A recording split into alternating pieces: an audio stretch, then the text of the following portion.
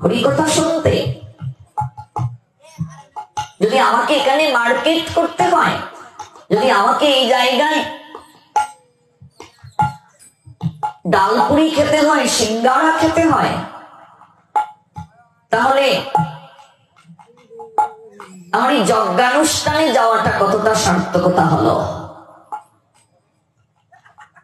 শ্রবণের মাঝে প্রকার রয়েছে। আপনি 1 ঘন্টায় শ্রবণ করুন। শ্রবণের প্রক্রিয়া 3টি। আচার্যগণ বলছেন ভাগবতে, উত্তম প্রক্রিয়া শারীরিক সংযম রেখে, আহার সংযম রেখে, কায় মনোবাক্যে উত্তম প্রক্রিয়া।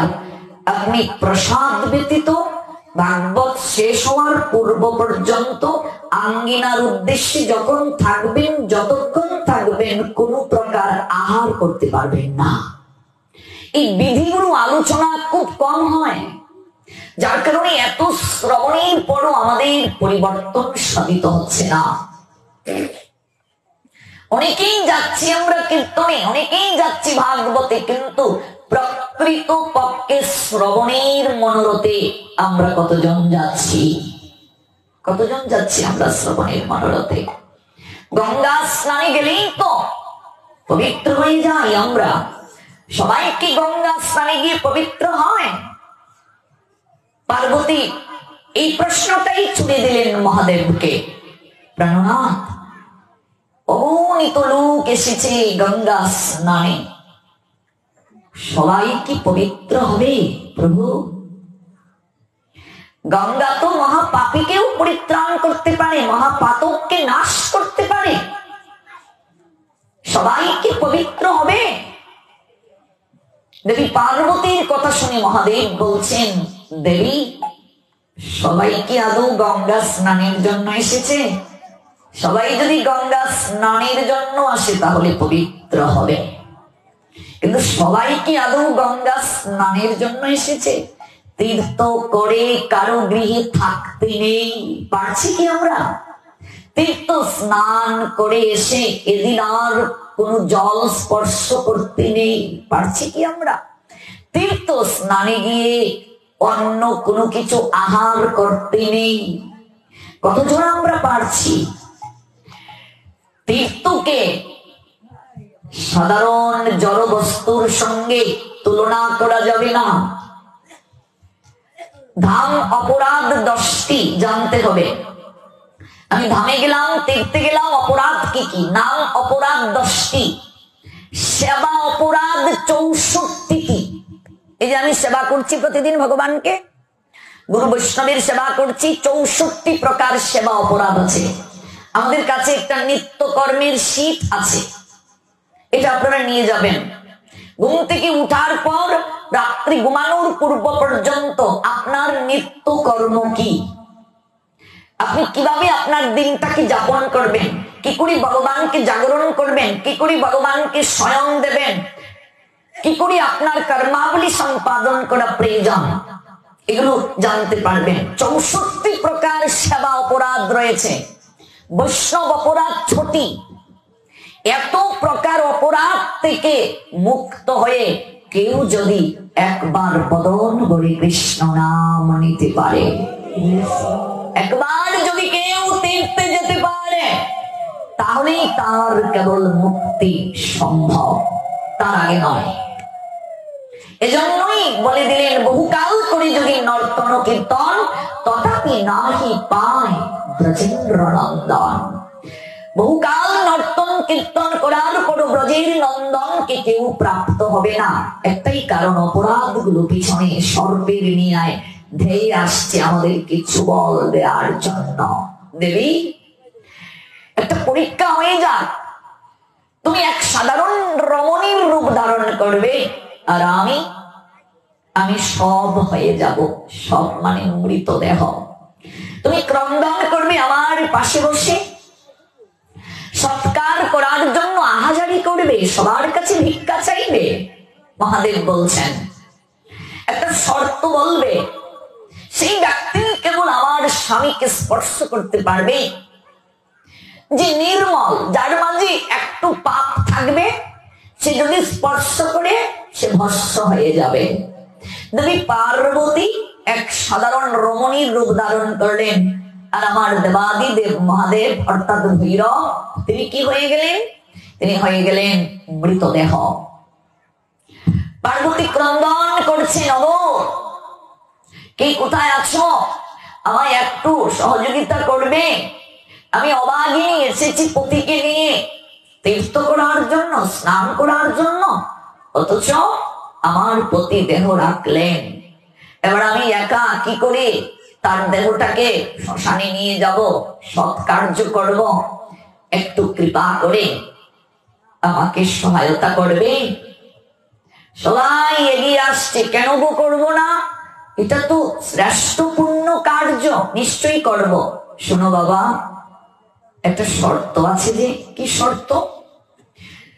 তোমরা যারা এসেছো আমার পতির দেহকে স্পর্শ করতে, তাদের মাঝে কারো যদি একটু পাপ থাকে, সঙ্গে সঙ্গে দেহ স্পর্শ করার সঙ্গে সঙ্গে সে ভস্ম হয়ে যাবে। সবাই দৌড় শুরু করলো যাওয়ার জন্য।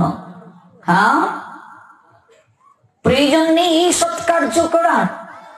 সারাটা জীবন পড়ে রয়েছে তোমার স্বামীকে ধরে ভস্ম হওয়ার জন্য। আমাদের পরিবার রয়েছে, পরিজন রয়েছে, কতজন রয়েছে, আমাদের দ্বারা সম্ভব নয়। তোমরা যে চলে যাচ্ছ, তোমরা না গঙ্গা স্নান করে আসলে? গঙ্গা স্নান করলে তো মহাপাপীও পবিত্র হয়ে যায়, তবে তোমরা পবিত্র হওনি?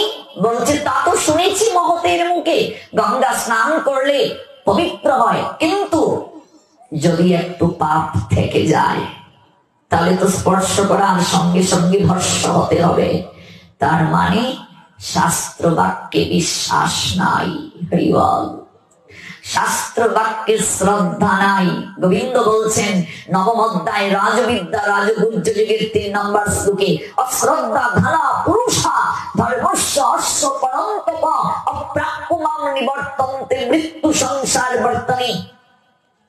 বলছেন অশ্রদ্ধা ধনা পুরুষা, ধর্ম প্রতিপালনে যাদের শ্রদ্ধা হৃদয়ে উদিত হয় নাই, ধর্মস্য অশ্ব পরন্তপ, হে পরন্তপ, হে শত্রু দমনকারী। পরন্তপ শব্দের অর্থ হচ্ছে শত্রুকে যে দমন করতে পারে। অপ্রাপ্যমাম, আমাকে সে প্রাপ্ত হবে না, আর আমাকে প্রাপ্ত না হলে নিবর্তন্তে মৃত্যুর সংসার বর্তানি, বারংবার তাকে মৃত্যুময় সংসারে ফিরে আসতে হবে। আমি যে ভাগবত শ্রবণ করছি, আমি যে তীর্থ আদি পরিভ্রমণ করছি, কতটা আমার মাঝে শ্রদ্ধা জাগ্রত হচ্ছে, কতটা শ্রদ্ধার সঙ্গে করছি, কতটা বিশ্বাসের সঙ্গে করছি, সেটি হচ্ছে মুখ্য কথা। সবাই দৌড়ে পালাচ্ছে, ভাবছে স্নান তো করেছি বটে, কিন্তু একটু যদি পাপ থেকে যায় তাহলে তো ভস্ম হয়ে যাব। আবার কেউ কেউ তীর্থ স্নান করতে গিয়ে বলেন এই ঘাটে করব না, এদিকে জলটা একটু নোংরা, কোন দিকে পরিষ্কার জল আছে সেই দিকে যাচ্ছে স্নান করার জন্য। তীর্থে গিয়ে কেউ যদি তীর্থক্ষেত্রকে, ধামকে জড় বস্তুর সঙ্গে তুলনা করে তাহলে তার অপরাধ হয়ে যাবে, কিন্তু বিপরীত হবে। এই জন্য জানালেন গৌর আমার যে সকল স্থান করিলা ভ্রমণ রঙ্গে, আমার গৌর হরি যে সকল স্থান দর্শন করতে গিয়েছেন মনের রঙ্গে, সে সকল স্থান হেরিব আমি প্রণয়ী ভক্ত সঙ্গে। প্রণয়ী ভক্ত সঙ্গে, কোন ভক্তের সঙ্গে যেতে হবে? প্রণয়ী, প্রেমিক ভক্তের সঙ্গে, তা না হলে হবে না। প্রেমিক ভক্ত সঙ্গে করতে হবে। সবাই দৌড়াচ্ছে, মহাদেব পার্বতীকে বলছেন দেখেছ, সবাই তো স্নান করতে এসেছে পবিত্র হওয়ার জন্য, কিন্তু স্নান করার পরেও তাদের হৃদয়ে এই বিশ্বাস জাগ্রত হয় নাই যে আমি পবিত্র হয়েছি। তাহলে এই গঙ্গা স্নান তাকে কতটা ফলপ্রসূ করতে পারে? এক মাতাল সে পাশ দিয়ে হেঁটে যাচ্ছে, কে মা তুই কান্না করছিস কেন? বাবা আমার পতি তীর্থে এসে দেহ রেখেছেন, কতজনকে বলছি দেহটাকে সৎকার করে আমাকে একটু কৃতার্থ করতে, কেউ এগিয়ে আসছে না বাবা। কি বলছিস রে মা? তুমি কি একটু সহায়তা করবে বাবা? আমি সহায়তা করব? হ্যাঁ, আমি জীবনে কোনো সৎকর্ম করিনি রে, কিন্তু এমন করে মা তুই কান্নাকাটি করছিস, তাহলে আমি তোর পতিকে নিয়ে যাব সৎকার করার জন্য। বলছে বাবা একটু অপেক্ষা করো, একটা শর্ত যে আছে বাবা। কি শর্ত? জীবনে যে পাপ কার্য করেছে, যার মাঝে একটু হলেও পাপ রয়েছে, সে আমার পতিকে স্পর্শ করার সঙ্গে সঙ্গে সে ভস্ম হয়ে যাবে। মাতালটা বলল মারে, তাহলে তো সর্বপ্রথমে আমি বাদ পড়ে যাব। আমি তো সারা জীবন পাপ কার্যই করেছি, যাহা আহার করার নয় তাহাই করেছি, এমন কোন দুষ্কার্য নেই যা আমি করিনি। কিন্তু মা তুই একটু অপেক্ষা কর, আমি মহৎ মুখে শ্রবণ করেছি মহাপাপীও যদি একবার কায় মনোবাক্যে শ্রদ্ধার সঙ্গে গঙ্গা স্নান করে তার পাপ নষ্ট হয়ে যায়। তুই একটু দাঁড়া, আমি আজ তোর জন্য কায় মনোবাক্যে ওই গঙ্গা একটা ডুব দিয়ে আসবো। আমি পাপ করেছি বলতে আমি পাপী, কিন্তু আমি গঙ্গায় ডুব দিয়ে পবিত্র হয়ে এসে তোর পতিকে স্পর্শ করে আমি সৎ কার্য করার জন্য নিয়ে যাব। সে মাতাল ব্যক্তিটি গিয়ে গঙ্গায় ডুব দিল, আর কেঁদে কেঁদে বলছে মা তুমি না পতিত পাওনি, মাগো সন্তান যদি ধুলাবালি মেখে আসে তুমি তো মমতাময়ী, তুমি ঝেড়ে তাকে কুলে তুলে নাও। মাগো সন্তান যদি কুসন্তান হয় মা ফেলতে পারে না। কঠিন পরীক্ষার সম্মুখীন আমি হয়েছি, আমার জীবনে সৎকর্ম বলে কিছু নাই, কোনদিন এমন করে আমি তোমার বক্ষে অবগাহিত হয়ে নাই। এক দুঃখিনী মায়ের ক্রন্দনে আমার অন্তরটাকে গলিয়ে দিল। মাগো আমি মহাপাপী, আমি তোমার বক্ষে অবগাহিত হলাম। ডুব দিয়ে উঠে সিক্ত বসনেই দেবী পার্বতী যে সাধারণ রমণীর রূপ ধারণ করে বসেছেন, তার নিকটে এসে বলছেন মারে তুই ধর একদিকে আর আমি ধরবো আরেক দিকে, চল আমি নিয়ে যাই। জীবনে যদি কোনো মহৎ কার্য করে থাকি, এই কার্যটাই হবে আমার জীবনে মহৎ কার্য। এই কার্যের জন্য যদি মা আমার একটু কৃপা লাভ হয়, যদি আমার শেষের দিনটা একটু সুগম হয়।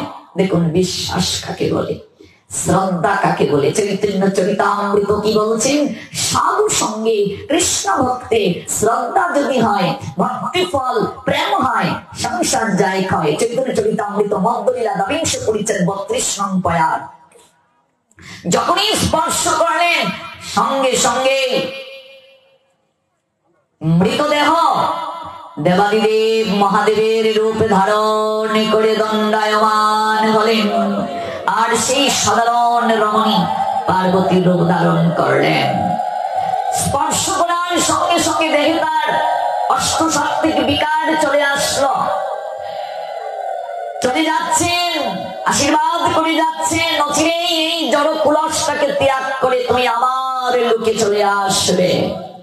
তাহলে গঙ্গা স্নানে তো অনেকেই আমরা যাই, কতজন গঙ্গা স্নান করতে যাই, আর সেই গঙ্গা গোবিন্দের চরণ থেকে সৃষ্টি জানলাম, কিন্তু যে ভাগবতের আয়োজন করলেন আয়োজনকারী ভক্ত, তার সম্পর্কে শাস্ত্র বলছেন গঙ্গায় গেলে আপনি পবিত্র হবেন স্নান করলে, সেটাও যদি শ্রদ্ধার সঙ্গে হয়, বিশ্বাসের সঙ্গে হয় তাহলে।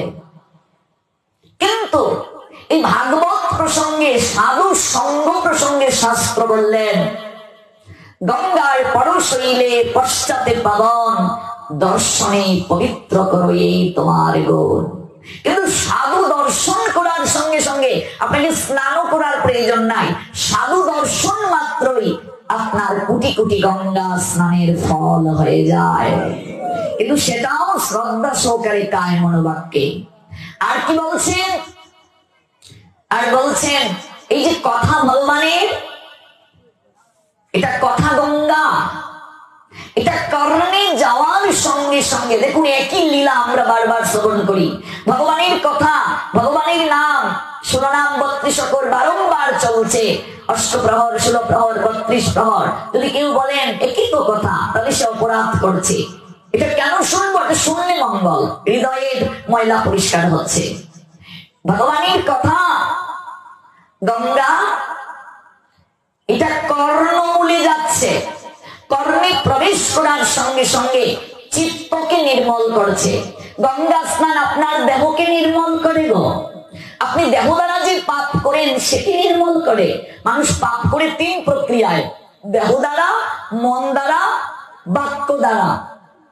তাহলে গঙ্গা দৈহিক পাপকে সবসময় নির্মল করতে সমর্থ, কিন্তু ভগবানের কথা গঙ্গা, এই যে কথা নিঃসৃত হচ্ছে কর্ণমূল দিয়ে যাচ্ছে হৃদমূলে, ভগবানের কথা গঙ্গা শ্রবণ করার সঙ্গে সঙ্গে দেহ মন দুটোকেই পবিত্র করে দিচ্ছে। ভগবানের কথা গঙ্গা হৃদকে, হৃদ মানে হৃদয়, চিত্ত, চিত্তকে মার্জন করে। কিন্তু গঙ্গা কখনো, গঙ্গা স্নান কখনো চিত্ত মার্জন করতে পারে না। গঙ্গা দেহকে পবিত্র করতে পারে, কিন্তু ভগবানের কথা অন্তরকে পবিত্র করে দেয়। ভগবানের কথা অন্তরকে পবিত্র করে। সাধু সঙ্গে যদি সেই কথা শ্রবণ করতে পারি, তাহলে কি বলছেন? অধিক থেকে অধিক কৃপা হয়। যেখানে ভাগবতের আয়োজন করা হয়, ভগবানের কথা যেখানে পরিবেশন হয়, সেখানে স্বয়ং ভগবান তার পার্শ্বদেরকে নিয়ে আসেন, মুনিগণ আসেন, ঋষিগণ আসেন, সকল তীর্থগণ আসেন। গোবর্ধন পর্বত থেকে শুরু করে সকল পর্বত আদি সে জায়গায় আসেন। সেই স্থান সাধারণ কোন স্থান থাকে না, সেই স্থান সঙ্গে সঙ্গে মধুময় শ্রী বৃন্দাবন হয়ে যায়। তাহলে কলিযুগে ভক্তি লাভের সর্বশ্রেষ্ঠ উপায় যদি কেউ জিজ্ঞেস করে এক কথায় সর্বশ্রেষ্ঠ উপায়, তাহলে শাস্ত্র বলছেন ভগবানের নাম কিংবা কথা শ্রবণ। এর উপরে আর সর্বশ্রেষ্ঠ ভক্তির লাভের অঙ্গ হতে পারে না শ্রবণ। শ্রবণের মাধ্যমে জ্ঞান জাগ্রত হয়। আর আপনি যত পাপী হন না কেন, পাপী থেকেও যদি আপনি অধিক পাপী হন, দেখুন কি বলছেন শ্রীমদ্ ভগবত গীতার 36 নম্বর শ্লোক, 4th অধ্যায়, অপি চেতো অসি পাপেভ্য সর্বেভ্য পাপকৃত্তমঃ। 4th অধ্যায় জ্ঞান যোগ, 36 নম্বর শ্লোক। 4th অধ্যায়ে মোট শ্লোক সংখ্যা 42টি। ভগবানের 41টি, অর্জুনের 1টি। সেই 42 সংখ্যা শ্লোকের 36 নম্বর শ্লোকে বলা হয়েছে অপি চেতো অসি পাপেভ্য সর্বেভ্য পাপকৃত্তমঃ। তুমি যদি অর্জুন সমস্ত পাপীদের থেকেও পাপিষ্ঠ বলে গণ্য হও, জগতে যত পাপী আছে সকল পাপী থেকেও যদি পাপিষ্ঠ বলে গণ্য হও, বলছেন ভগবান সর্বম জ্ঞান প্লবেন এবৃজিনাম সন্তরিষ্যসি। তুমি যদি পাপী থেকেও অধিক পাপী বলে গণ্য হও, পাপীদের মাঝেও যদি অধিক পাপিষ্ঠ বলে তুমি গণ্য হয়ে থাকো, তাহলেও তুমি জ্ঞান রূপ তরণীতে আরোহণ করে এই সংসার দুঃখ সমুদ্র থেকে তুমি পার হতে পারবে, তাতে কোনো সন্দেহ নাই। জ্ঞানের মতো শ্রেষ্ঠ বস্তু জগতে আর কিছু নাই। ভগবান বললেন, জ্ঞানকে অগ্নির সঙ্গে তুলনা করছেন ভগবান। এই যে ভগবত কথার জ্ঞান উচ্চারিত হচ্ছে, আমরা শ্রবণ করছি, এটা অগ্নির ন্যায়। অগ্নিতে মানুষ জেনে হাত দেয় না জেনে হাত দেয়। অগ্নির ধর্মটা কি? পুরানো। কখনো অগ্নি বলবে না সে না জেনে হাত দিয়েছে তাকে পুরাবো না। অগ্নির ধর্মই হচ্ছে পুরানো। ভগবান বলছেন ইয়াতা ইয়াদাংশি समिद्ध अग्नि वर्षसात कुरुते अर्जुन ज्ञानाग्नि सर्वकर्माणि वर्षसात कुरुते तथा। सुनो अर्जुन, प्रबल रूप प्रज्वलित अग्नि যেমন কাষ্ঠকে পুড়িয়ে ভস্ম করে দেয়, তেমনি ভাবে জ্ঞান অগ্নি সমস্ত জড় কর্ম ফলকে দগ্ধীভূত করে দেয়। এই ভগবত কথাগ্নি জ্ঞানাগ্নি আমাদের ভেতরে যত খারাপ কর্মফল রয়েছে, কর্মফল কাষ্ঠ, সেটিকে পুড়ে দগ্ধীভূত করে ফেলে দেয়, পুড়ে ছাই করে দেয়। এটা এত শক্তি। এই জন্য একমাত্র কলিযুগে ভগবানের কথা শ্রবণই ভক্তি লাভের শ্রেষ্ঠ প্রক্রিয়া। ভগবানের নাম শ্রবণই ভক্তি লাভের শ্রেষ্ঠ প্রক্রিয়া। এর থেকে আর শ্রেষ্ঠ কোনো প্রক্রিয়া নাই। তবে একটা শর্ত আছে, শ্রদ্ধাবান লভতে জ্ঞানম তৎপরায়ণোরক্ত সংযত ইন্দ্রিয় জ্ঞানম লব্ধা পরম শান্তিম অচিরেণ অধিগচ্ছতি। ভগবান বললেন 39 নম্বর শ্লোক, চতুর্থ অধ্যায়, শ্রদ্ধাবান লভতে জ্ঞানম তৎপরঃ সংযতেন্দ্রিয় জ্ঞানম লব্ধা পরম শান্তি। তারপর বললেন অচিরেণ অধিগচ্ছতি। সংযতেন্দ্রিয় চিন্ময় তত্ত্ব জ্ঞান লাভে তৎপর শ্রদ্ধাবান ব্যক্তি। দেখুন বারংবার একটা কথাই বলা হচ্ছে, শ্রদ্ধাবান ব্যক্তি এই জ্ঞান অর্জন করতে পারেন। শ্রদ্ধা না থাকলে এই জ্ঞান লাভ হবে না। সেই দিব্য জ্ঞান লাভ করে তিনি অচিরেই পরাশান্তি লাভ করতে পারেন। আর কে এই জ্ঞান কিংবা ভক্তি লাভ করতে পারবে না? সাধু সঙ্গে এসেও। ভগবান বললেন অজ্ঞ চ অশ্রদ্ধধান, তারপর বললেন চ সংশয় আত্মা বিনশ্যতি ন অয়ং লোক অস্তি ন পর ন শোকম সংশয় আত্মনঃ। অজ্ঞ শাস্ত্রের প্রতি শ্রদ্ধাহীন ব্যক্তি। অজ্ঞ মানে কি?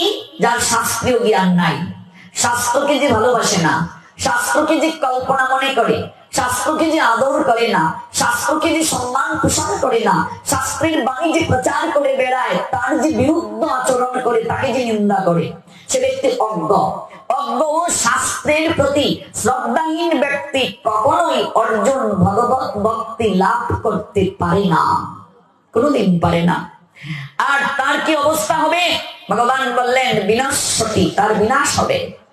সংশয় আত্মা বিনাশতি, সংশয় যে জ্ঞাপন করে যে এটা কি আদৌ সম্ভব, ভগবানের কথাতেই পাপ নষ্ট হবে, জ্ঞান লাভ হবে, আদৌ কি সেটা সম্ভব, এরকম সংশয় যারা করে, বলছেন কি সংশয় আত্মা বিনাশতি, তার বিনাশ অবশ্যম্বী।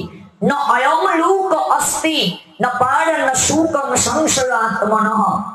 সেই ব্যক্তি সন্দিগ্ধ চিত্ত ব্যক্তি ইহলোকে যেমন কোনো শান্তি লাভ করতে পারে না, পরলোকেও তার কোনো শান্তির আশা নাই। কোথায় বললেন? শ্রীমদ্ ভগবদ গীতা চতুর্থ অধ্যায় 40 নম্বর শ্লোকে। সংশয় যে করে, সর্বক্ষেত্রে যে সংশয় ছিদ্র অনুসন্ধান করে, এই জগতে সে যেমন কোনো কৃপা লাভ করতে পারবে না, শান্তি পাবে না। ন সুকম সংশয়াত্মন, সংশয়াত্ম ব্যক্তি পর জগতেও কোনো শান্তি লাভ করতে পারে না। তাহলে উপরোক্ত আলোচনা থেকে, গোবিন্দের শ্লোক থেকে প্রতীয়মান হয়ে যে অনুভব আসে যে একমাত্র শ্রদ্ধার সঙ্গে ভগবানের কথা শ্রবণই হচ্ছে আমাদের প্রেম ভক্তি লাভের শ্রেষ্ঠ উপায়। এছাড়া আর কোনো উপায় কলিযুগে নাই, আর শ্রেষ্ঠ উপায় নাই। এজন্যই চৈতন্য ভাগবতে শ্রী বৃন্দাবন দাস ঠাকুর বলছেন, দেখুন, সর্বদা শ্রীমুখে হরে কৃষ্ণ হরে হরে, সর্বদা শ্রীমুখে হরে কৃষ্ণ হরে হরে কৃষ্ণ হরে হরে, বলিতে আনন্দ ধারা নিরবধি ঝরে, বলিতে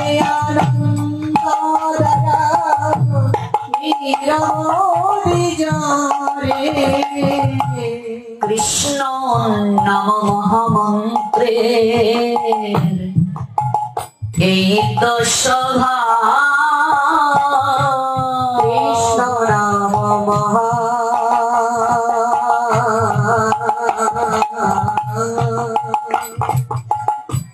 কৃষ্ণ নাম মহামন্ত্রে এই তো সভা যেই জপে তার কৃষ্ণে উপজয় হয়ে ভাই জপে তার কৃষ্ণে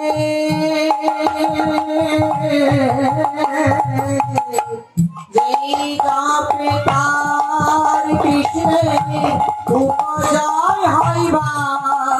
কৃষ্ণ নাম কৃষ্ণ কথার একটা বৈশিষ্ট্য আছে গো, একটা স্বভাব আছে। স্বভাবটা কেমন? ছোঁয়াচে রোগের মতো। ছোঁয়াচে রোগ যেমন স্পর্শের মাধ্যমে অন্যের কাছে যায়,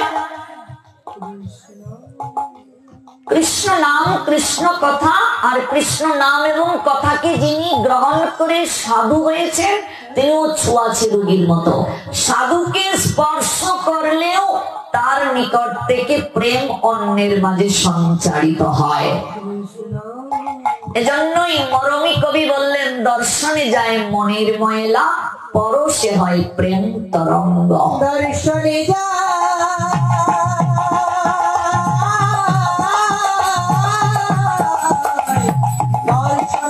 মনের ময়লা, পরশে হয় প্রেম তরঙ্গ।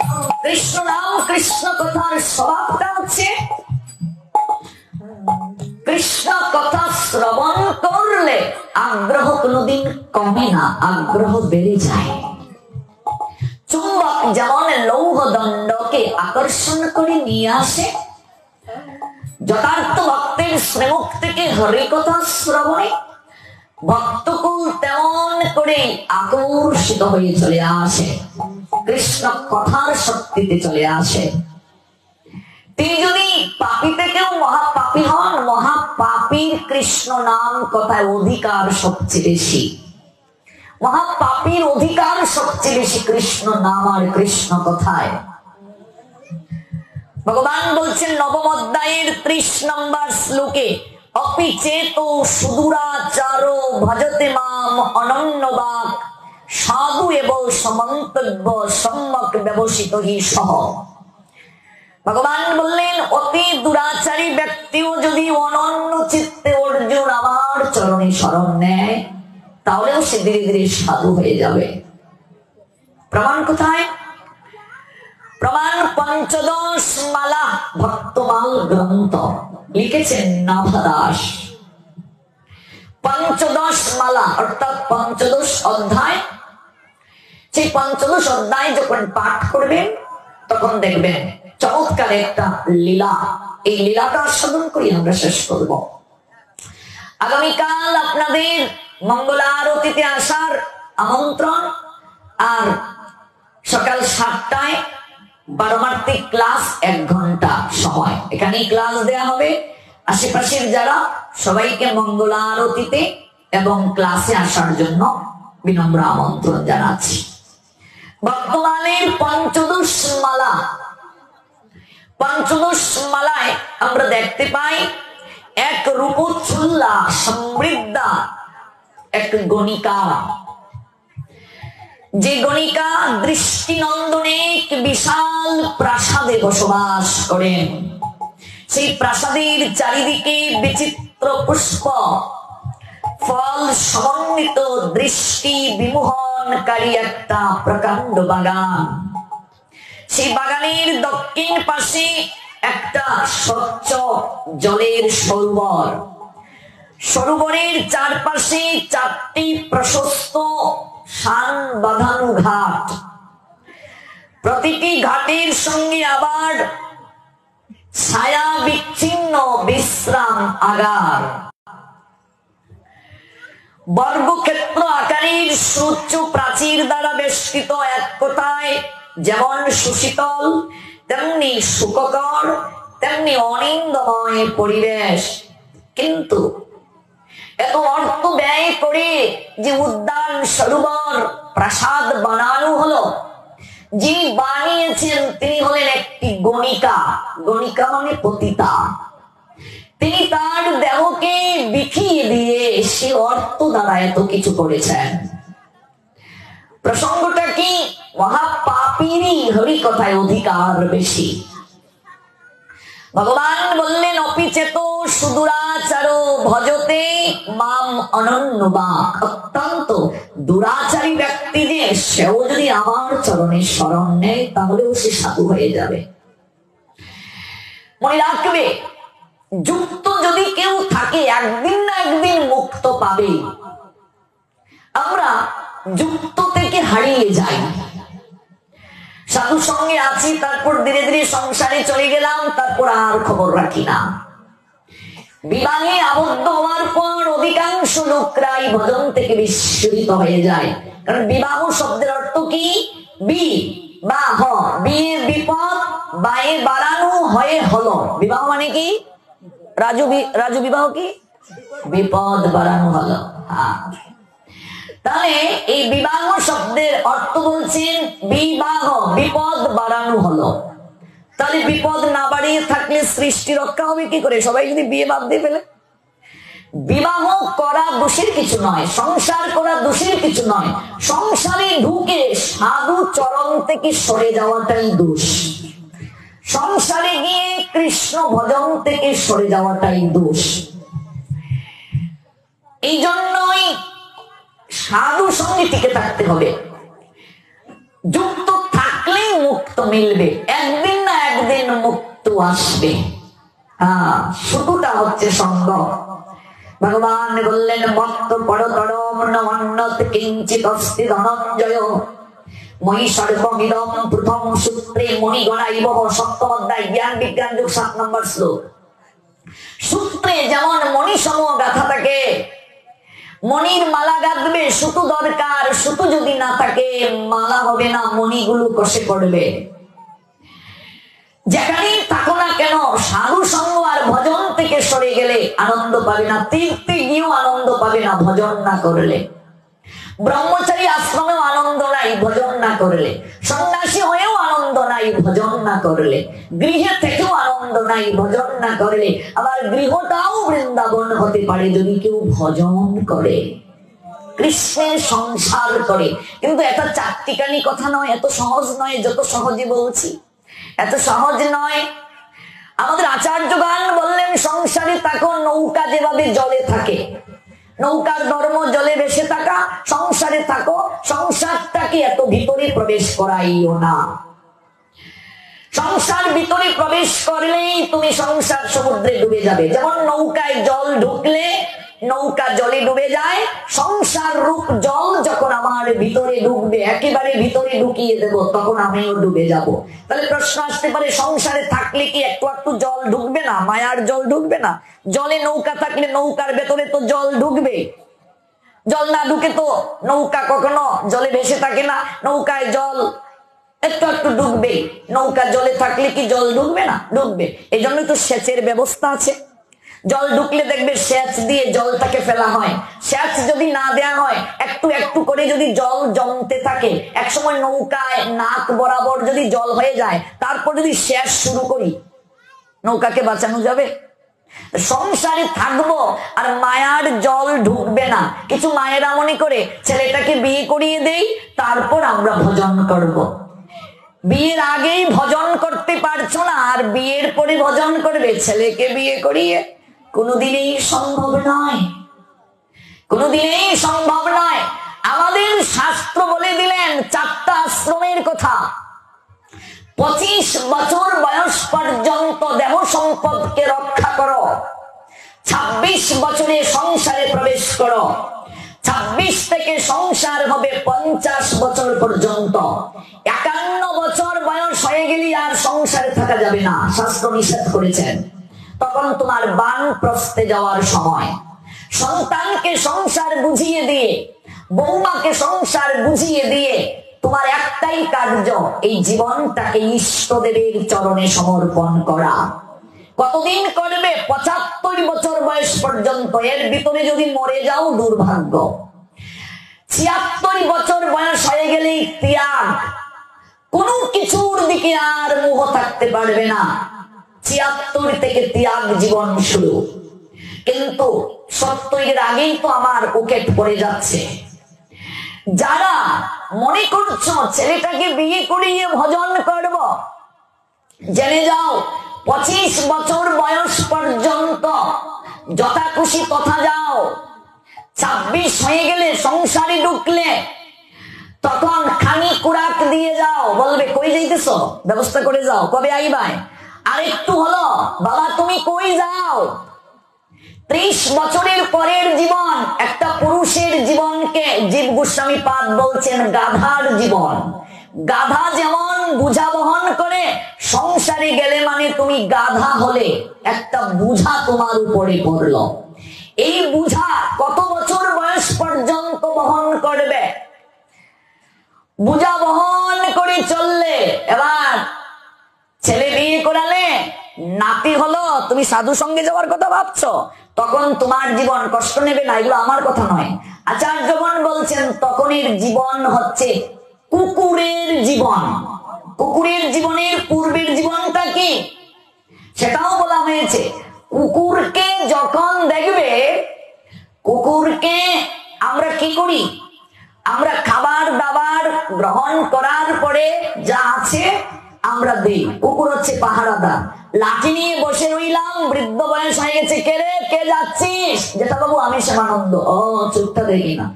বৌমা আনু ছেলেকে নিয়ে স্কুলে গিয়েছে, আমি কোথায় যাব, আমি চলে গেলে বাড়ি কে দেখবে? পাহারাদার হয়ে লাঠি নিয়ে বসে রইলাম। তুমি গীতা পাঠে যাবে, তখন তোমার নাতিকে রাখতে হবে, নাতিকে স্কুলে নিয়ে যেতে হবে, স্কুল থেকে নিয়ে আসতে হবে। ভজন করবে ভাবলে কি করে ভজন করবে? আর যে যুগ চলছে শাশুড়ি হবে, বর্তমানে অধিকাংশ ঘরে শাশুড়ি না হয়ে ছেলে বিয়ে করিয়ে সবাই নতুন বউ হয়ে যাচ্ছে। নতুন বউ, এটা তো আমার প্রত্যক্ষ ঘটনা। এক মাকে বলছিলাম সপ্তাহে একটা বার শুক্রবার একটু গীতা পাঠে আসতে পারো না? বলছে ফাল্গুনের ছেলেটাকে বিয়ে করিয়ে তোমাদের সঙ্গ আর ছাড়বো না, এক সপ্তাহ গীতা পাঠ মিস হবে না। জ্যৈষ্ঠে দেখা কি গো মাসি আসো না কেন? ছেলেটাকে শুনলাম গোটা করিয়ে বিয়ে দিলে। মাসি বলল বাবা রে, শাশুড়ি হব ভাবছিলাম, হয়ে গেলাম নতুন বউ। এবার বৌমা যায় স্কুলে, তার রান্না করে দিতে হয় ঘুম থেকে উঠে। বৌমা স্কুলে যাবে, তারপর নাতি নাতনি হয়ে গেলে আর কি করবে? কুকুরের মতো পাহারা দাও। এগুলো আমার কথা নয়। ভজনটা কখন করবে? ভজনের সময়। এজন্যই প্রহ্লাদ মহারাজ বললেন কৌমার কাল।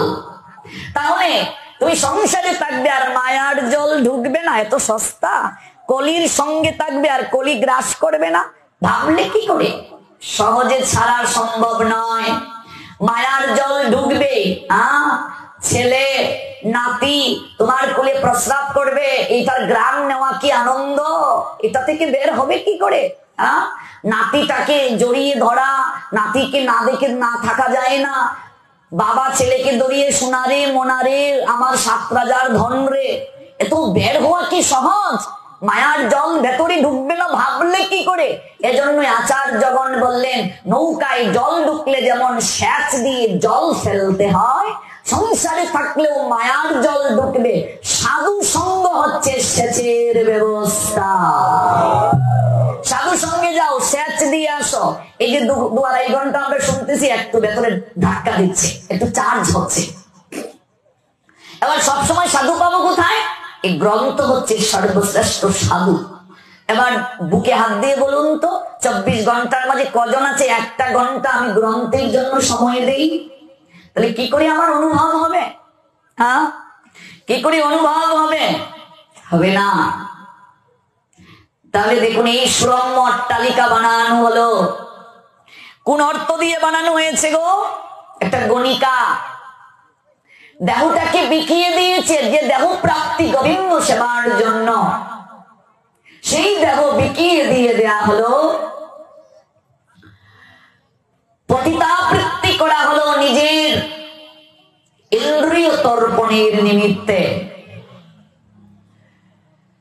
চারিদিকে সরোবরের শান বাঁধানো ঘাট, নিরবচ্ছিন্ন ছায়াতল বিশ্রামাগার, পাশেই প্রাসাদ, সেখানে বসবাস করে গণিকা, যার নাম 12 মুখী, ভক্তমাল 15 মালা, 4 জন সাধু বৈষ্ণব। ওনারা পাশ দিয়ে হেঁটে যাচ্ছিলেন, সরোবরের পাশ দিয়ে। দূর থেকে চমৎকৃত ভাবে আকর্ষিত হলো, এত চমৎকার একটা প্রাসাদ, সরোবর, চারিদিকে বৃক্ষরাজি ছায়া, বিশ্রামাগারও আছে, স্বচ্ছ জল, একটু হাত মুখ ধৌত করে বিশ্রাম নেই। হাত মুখ সরোবরের জলে ধৌত করে,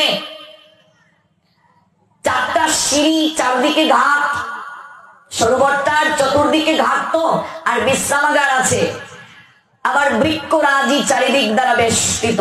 অনুভব করুন, হরিকথা শুনতে শুনতে যখন একটা প্রতিচ্ছবি আপনার হৃদয়ে পটে ভেসে উঠবে, লীলা শুনছেন, হৃদয়ের মাঝে এমন একটা ছবি যেদিন ভেসে উঠবে, সেদিন শ্রবণ সার্থক বলে গণ্য হবে।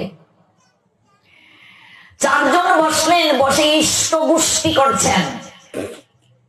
সাধুরা যদি এক জায়গায় বসে, তারা কি গৃহের কথা বলবে, আন কথা বলবে, খারাপ কথা বলবে?